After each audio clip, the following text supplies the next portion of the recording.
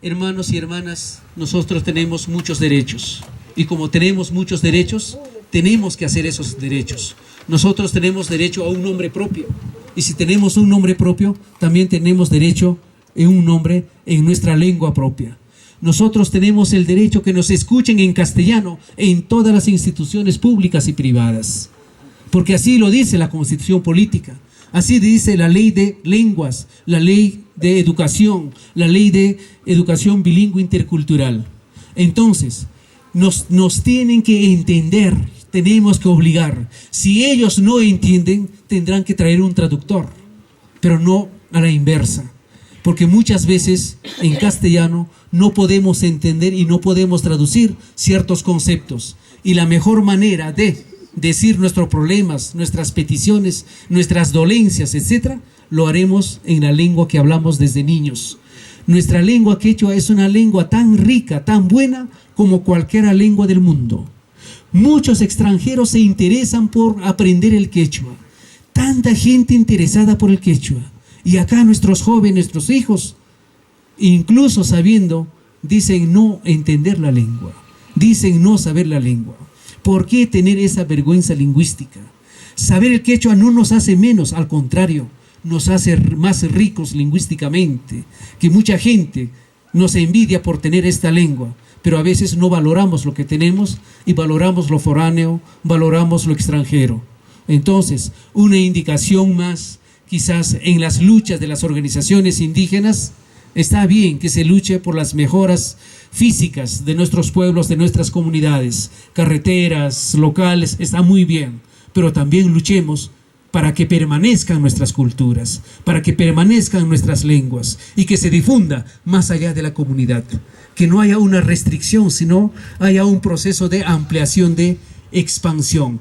Si a nosotros nos han obligado a aprender el castellano, también hagamos que los castellano hablantes aprendan el quechua. De esa manera podremos vivir, podremos comunicarnos entre quechuas y castellanos y todos los que vivimos en los pueblos en que estamos. Valoremos nuestra lengua que es tan grande y tan buena, valoremos nuestras culturas que son tan buenas que solamente la historia a veces nos han traído pues aspectos negativos y nos han hecho creer que lo que tenemos, que lo que sabemos no sirve. Valoremos lo que tenemos y no agachemos la cabeza. Y no escondamos y no hablemos con miedo el quechua, hablemos el quechua en todas las circunstancias y con todas las personas que puedan ser posibles de comunicarnos. De esa manera habremos contribuido para la permanencia, conservación y probablemente a la revitalización y fortalecimiento de nuestras herencias culturales. Porque el quechua, el mundo andino, nuestras culturas andinas, no es producto de ahora. Es un producto que se ha construido a través de cientos y miles de años. Es un saber de nuestros abuelos que nos han heredado. Y eso no podemos perderlos. Tenemos que cultivarlos y tenemos que ir alimentándolos cada vez más y más. En ese marco, sencillamente, valoremos nuestras lenguas, valoremos nuestras culturas, lo que tenemos, porque son tan válidas, tan grandes, como los conocimientos de las gentes de cualquier otra cultura del mundo. Los abuelitos han estado acá en la comunidad. Dentro de la comunidad muchas cosas que tenemos para ver, para dialogar, estamos para conversar, ¿no?, en la comunidad. Entonces yo vengo del Centro Poblado de Pashpa como alcalde.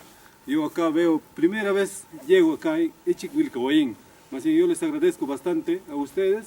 De repente, de aquí por adelante, estaremos conociendo más detalles, más, ¿cómo se llama, no? Más ruinas, más arqueológicos estaremos llegando. Entonces, gustaríamos llegarnos a diferentes sitios, diferentes comunidades. A ustedes también les invito al Centro Poblado de Pashpa. Quiero que estemos un día siquiera conociendo nuestros devanos, nuestras lagunas, estaremos un día. Muchísimas gracias. Según las últimas informaciones y de la lingüística y de toda la antropología, el término indi significa nativo de un lugar. Entonces, indígenas todos somos, todos en el mundo, ¿no? No es que solamente los que somos de raza cobriza, etc. No es un término despectivo. El ser indígena significa ser natural de un lugar con la carga cultural que representa esa toda la herencia que recibimos de los antepasados.